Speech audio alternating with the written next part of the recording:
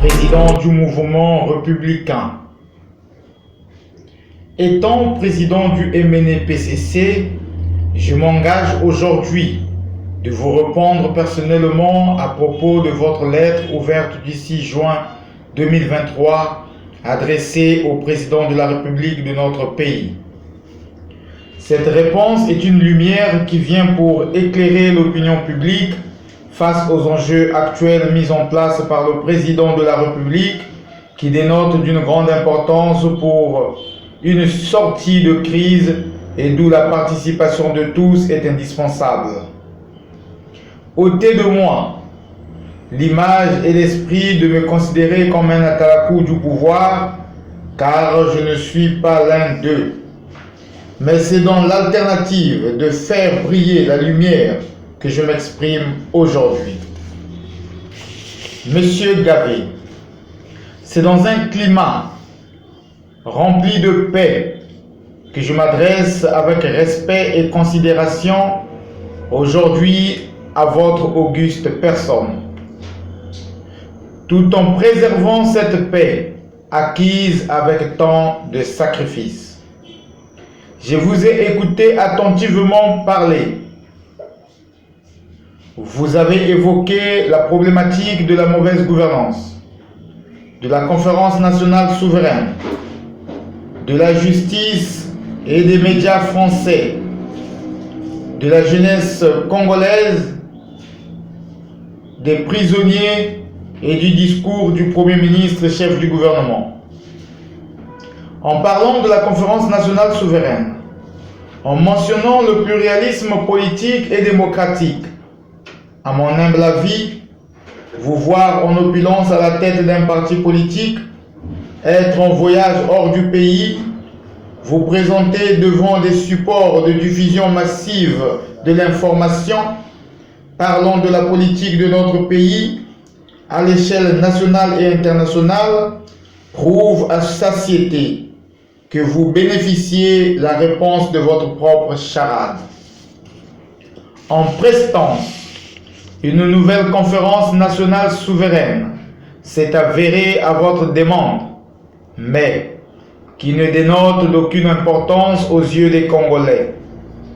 Si conférence signifie l'entretien de deux ou plusieurs personnes, cela veut dire que les dialogues organisés dans notre pays par le président font partie de cette obédience.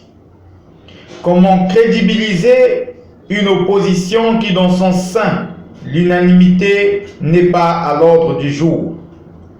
Votre président du fil de l'opposition et d'autres présidents des partis politiques de l'opposition ont longtemps participé au dialogue organisé par le président avec son gouvernement. Mais, hélas, toujours corrompus, comme vous le dites, à qui la faute? Aux corrompus ou aux corrupteurs? L'humiliation mentionnée que nous sommes en train de vivre, comme vous le dites, n'est qu'une erreur de nos administrations. Certes, nous vous donnons raison, sans oublier que toute réussite passe par une souffrance, et la souffrance est un déclic vers l'éveil de la conscience.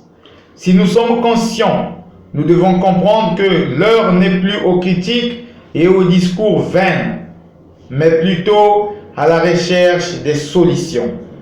C'est dans cette option qu'intervient le discours politique et démagogique noté par votre discours de la part du Premier ministre. Comme fait un bon chef de l'État ou un bon chef du village qui voit le diable et nie son existence. C'est ce qu'a fait le Premier ministre afin de freindre la population à la panique. Comme avait dit le feu Mobutu, que devant ces blancs, il faudrait être stratège. Alors, je cite, Buka bango lokuta kasikote kamboka te. La patrie étant notre patrimoine commun, nous avons l'obligation de la protéger. La protéger, c'est aussi protéger nos pères, car nos pères font partie de notre patrimoine et sont notre référence. Que deviendra-t-il à un enfant qui met à nu la situation que vit sa famille devant les voisins? Et comment se sentira-t-il, ce père qui est si bon, qui se sacrifie nuit et jour pour sa famille, après avoir écouté ce que dit son fils à son sujet? Pendant qu'il est acclamé, honoré par les fils des voisins, souvent consulté pour régler les antagonismes voisinage. En cette période cruciale de guerre contre l'Occident, sur notre souveraineté et de notre gestion personnelle du patrimoine, le FMI, Fonds monétaire international, ici en Afrique, peut devenir un outil potentiel de discréditation et d'opportunité à préconiser des soulèvements populaires en activant la population par la pression affligée au gouvernement sur la hausse des prix, peu importe la nature.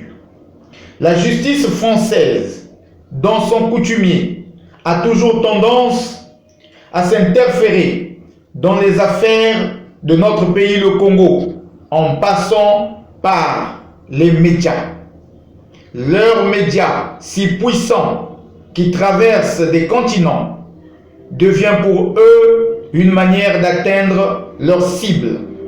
C'est pourquoi, ici, dans mon mot, je loue la bravoure du président de la République et l'attitude manifestée vis-à-vis de leurs médias et ce qu'il a dit pour essayer de leur démontrer que l'exemple positif ne provient pas que d'eux, car nous sommes aussi positifs dans ce dont nous avons tendance à faire. Et nous maîtrisons ce que nous faisons car nous sommes autonomes de nos propres décisions. Et a-t-il encore ajouté dans son attitude que le Congolais connaît ce qu'il fait et que ceux qui regardent du Congo ne regardent pas la France?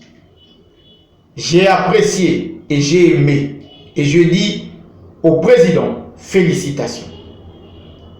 Loin de moi l'idée de vous traiter de petits politiciens, mais plutôt le mot petit est l'expression qui convient quand il s'agit de vous intituler parmi ceux qui caolent avec vous dans cet océan politique.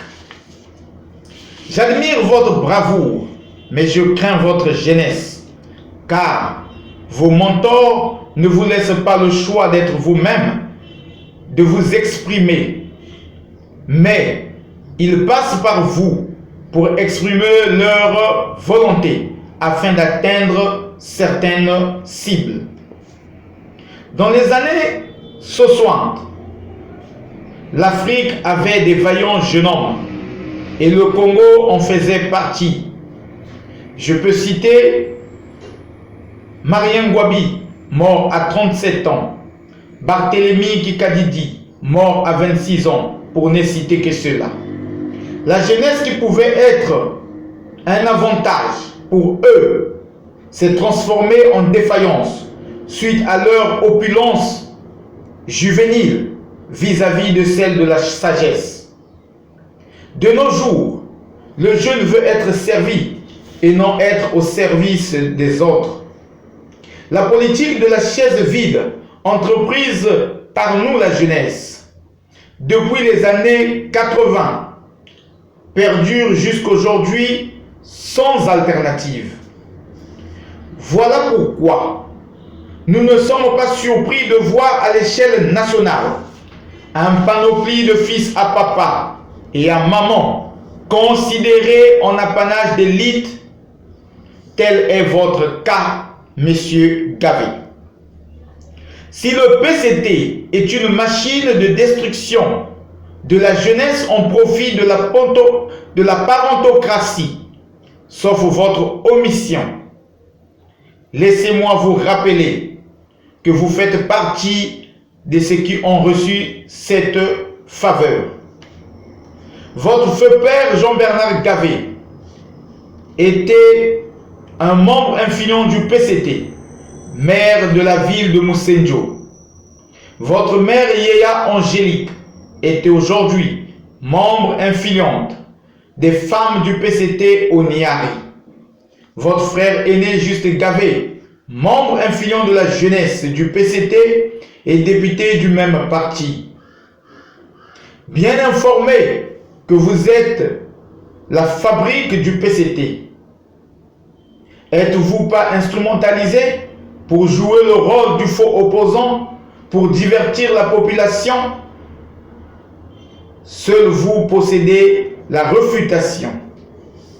2026 étant pas d'actualité, me donne le droit de vous inviter à travailler ensemble pour créer des alternatives afin d'appuyer le président de la République pour enfin exalter notre icône nationale qui fait la fierté de notre pays au niveau international. En prenant l'exemple de notre frère aîné Déco, Landry Déco, de la matinale, qui s'est démarqué par son émission qui fait de lui le recadreur de la nation, et l'histoire s'en souviendra, car lui fait la fierté de la nation. Un exemple à suivre pour nous, la jeunesse. Je crois que notre heure de gloire viendra un jour. Comme le dit le poète, qui veut être roi doit transporter l'armure du roi. Le président est notre ami. Préservons-le, élevons-le, rendons-le grand, aidons-le à résoudre ce dont nous critiquons. Il mérite notre soutien. Je vous remercie. Chancel David Mavon.